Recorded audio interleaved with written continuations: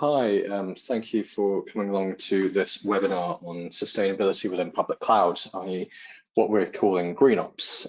My name is Richard Williams. I am one of Clarinet's Cloud Economists, and some of you in the audience might be wondering as to why is an economist talking to you today about sustainability within public cloud? And we'll answer that in more detail as we go through the webinar, but the crux of it is that we are trying to solve the same thing, just with a different terminology and a different metric. I try and solve cost and identifying who has spent the money, what was it spent on, and what can we do to reduce it. And if we take that word cost and replace that with carbon, then we are talking very much the same language.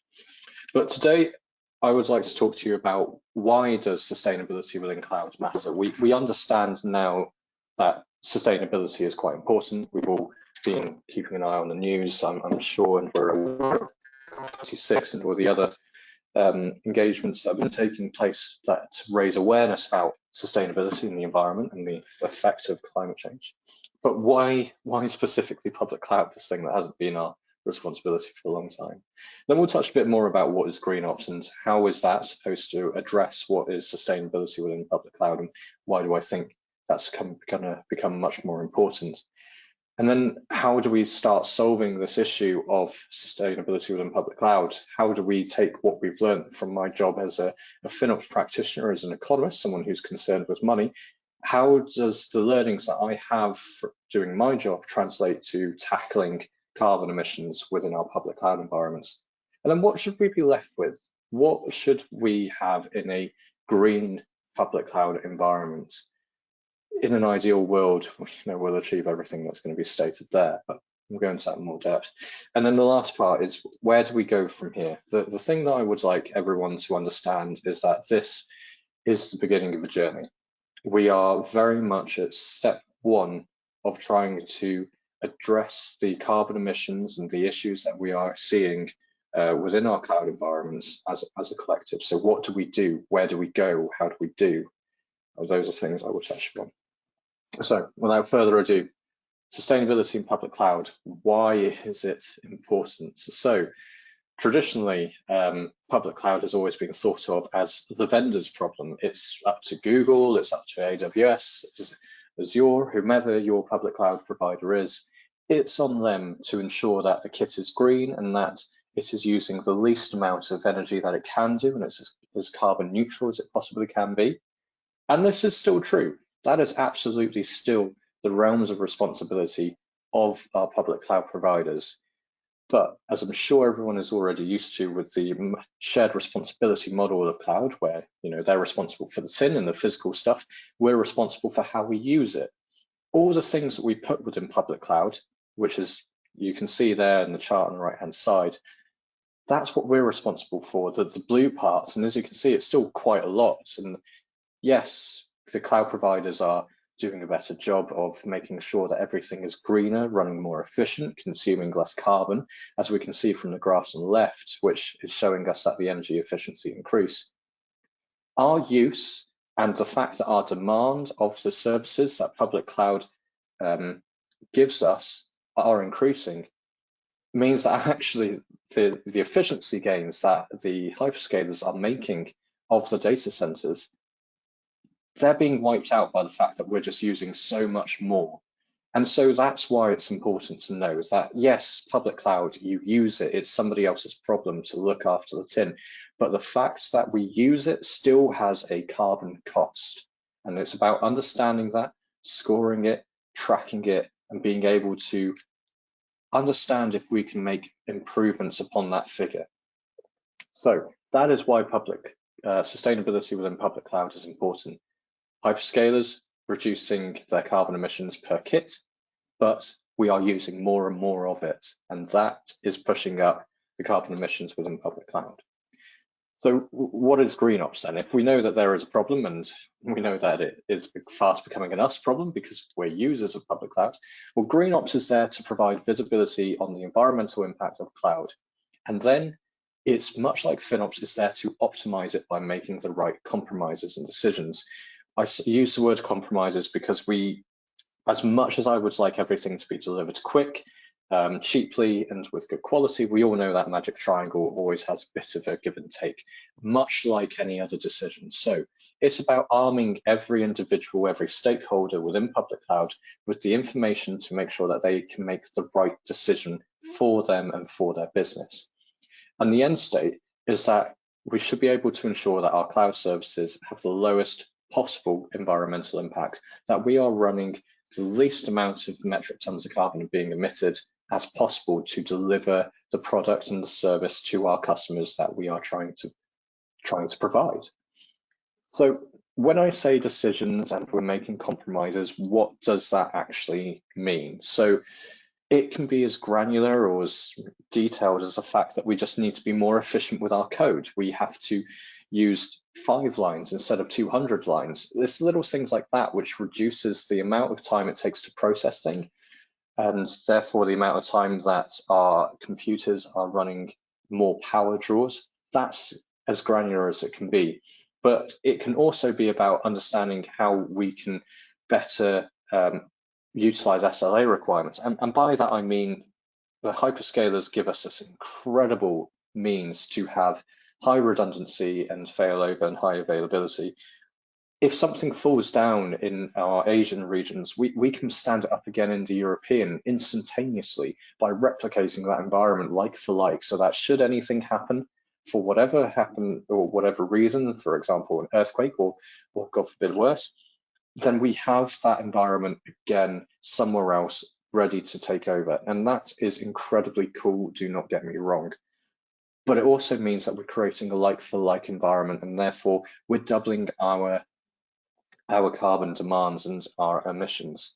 So that's what I mean by SLA requirements. Do you need that to be stood up within 15 minutes? Is it really business critical? Or can we take our time to rebuild the environments from scratch because it's not business critical and we don't really need it? It's a nice to have luxury for the business. It's about understanding that, but also to go a level beyond that, is how long do we hold on to our data?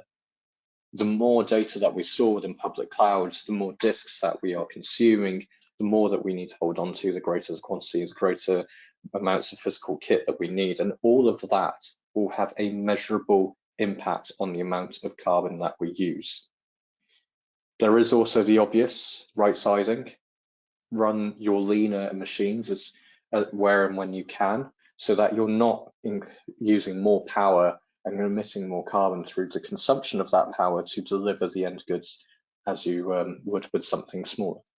That's what we mean. That's what we're talking about. It's about just being lean-centric by using as little as you can, as efficiently as you can. That's what we mean by making better choices. So what does the Finnops Foundation or the Finnops approach have to do with anything to do with this? Well, it actually gives us the framework to make a start on this whole GreenOps venture. The framework and the methods of working with inform, optimize, and operate ring true again here in this space of sustainability within public cloud. We cannot start without understanding what our emissions are. So we have to inform, we have to gain visibility, we have to start telling people, what are you spending? How are you spending it? Why are you spending it? And not just in terms of the money, but also now in terms of what is the cost to the planet? How much carbon are you emitting? Well, then we know what we're looking at, what we're dealing with, so we can optimize that. We should always be optimizing once we know what we're doing. And that's where we will actually be making efforts to reduce the amount of carbon that we emit. And then we get into the operate phase. And this is much more about the human in the loop.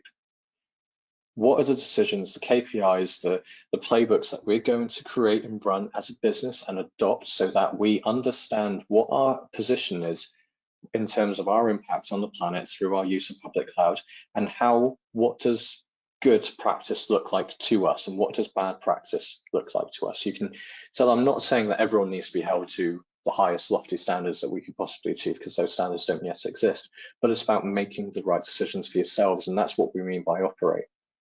But also, the key thing about operating there is about putting the policies in place so that you are continuously improving. This is all underpinned by a phrase that I've already said, which is the lean-centric culture. What can you achieve with the fewest amount of resources that you can get away with to achieve that result. That is what we mean by the Finnops approach and how it will help us understand our position within public cloud. So GreenOps, what should we be walking away with? What's the desired end state? And you can see here, this is a lot like the Finnops Foundation's desired states. We can see that we have to have the inform phase, optimize phase, and operation phase stood up in its entirety. But these are the key points that we should be hitting. We need to make the information consumable and easy to digest for our stakeholders. Use points of reference. And what I mean by that is, instead of saying this is 20,000 tons of metric carbon is being emitted each year, how many cars is that on the road? How many cargo ships is that sailing from Singapore through the Panama Canal to San Diego? What is the impact that people will understand so that they can look at their applications and go, that's really dirty, or go, this is actually really clean and I'm proud of it because it's efficient. That's what we mean by informing. Get the information to the right people in a way they understand it. Optimizing, we've went through a few topics on how we can do that, but that just means run as little as you can, essentially, is what we mean there. And the operate phase, and I think that second point is really, really important. Use no more than needed attitude. Much like the Green Country Code, you should leave the environment as you found it. So when you're in Azure or AWS or GCP or whatever your hyperscaler is, use as little as you can possibly get away with. So that's the desired end state. So we can see that public cloud is now an us problem as well as a hyperscaler problem. We understand that there is this concept of GreenOps, of addressing the issue within public cloud, and why is that important? We understand now that Finnops can help carry us through to a better place with GreenOps, and that our learnings within Finnops are directly translatable to a GreenOps methodology. But where do we go from here? So, as I said at the start, this is the start of a journey. The answers aren't all known yet. In fact, the questions that we're going to be asking of ourselves aren't even known yet, to be completely honest with you. We are still going to be figuring this out as people, as companies, as a collective. So be ambitious. There are plenty of organizations that are committed to tackling climate change and sustainability. One that particularly rings true to ourselves within this industry is the Climate Pledge, which was stood up by AWS, which is committing to Paris 10 years early, be net neutral by 2040. Our place within the public cloud means that if you're listening to this, you can be an influencer, you can start to dictate change, you can start to make progress in the limited ways that we can. So be ambitious, let's start getting involved in that. But also, as I alluded to, this is a new way of working, a new idea, this is completely new ground.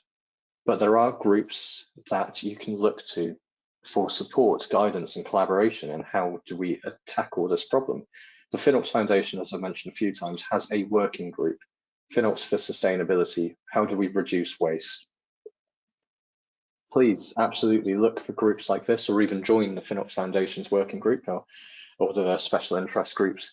Look for groups like that so that we can start sharing our knowledge, pool our resources together so that we can accelerate the work needed to be done in order to leave the planet in a better place in this small part of it that we have any sort of control over. So that would be my ask, is that you explore, where do we go from here? Now, we are looking at standing up our own GreenOps service so that we can do this ourselves. I'd love to have a chat with any of you about this. You can find my details attached, or contact your CSM, or follow a link through the websites. I'm sure it will reach me. I don't think we can take any questions today. We've been having quite a few issues with the Q&A side of this, but as I said, please do feel free to reach out through the methods I just mentioned, CSM, through the website, or emailing me directly myself.